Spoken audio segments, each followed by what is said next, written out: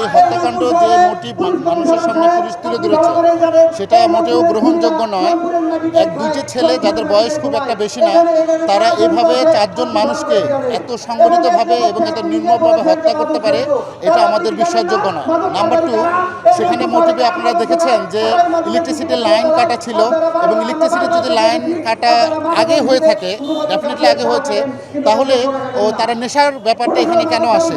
যদি ইলেকট্রিসিটির লাইন যদি আগে কেটে থাকে, তার মানে এই হত্যা হচ্ছে পূর্ব পরিকল্পিত এবং আগে থেকেই তারা প্ল্যান করে এসেছিলেন যে ধরনের একটা হত্যাকাণ্ড করবেন। যাদেরকে তুলে নিয়েছে আমরা চাই তারা যদি জড়িত থাকুক, তাদের দৃষ্টান্ত একটা বিচার হোক, কিন্তু এটা কোনো দুইজনের ঘটনা নয়।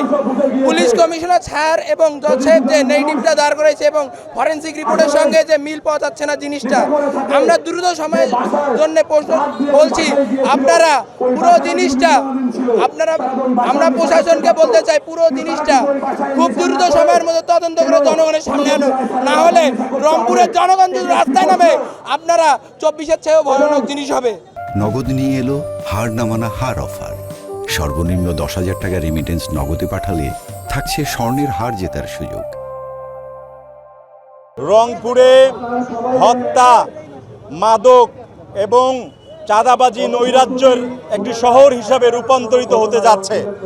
আইন শৃঙ্খলা পরিস্থিতির যে ব্যাপক অবনতি সেইটা আমরা লক্ষ্য করছি। যেখানে এই শিক্ষাই জাতির মেরুদণ্ড, সেই শিক্ষাক্ষেত্রের একজন শিক্ষকের পুরো পরিবার যেখানে নিরাপত্তাহীনতায় ভুগে, সেই দেশের ছাত্র ছাত্রীরা, সেই দেশের শিক্ষা কিভাবে আগামীতে একটি জাতি গঠনে ভূমিকা রাখবে? সরকারকে জানান দিতে চাই যে এই যে আইন শৃঙ্খলার অবনতি এবং রংপুরকে অশান্ত করার চেষ্টা, সেটা যেন কোনো ক্রমেই সামনের দিকে আর এই হত্যাকাণ্ড আর সংগঠিত না হয়।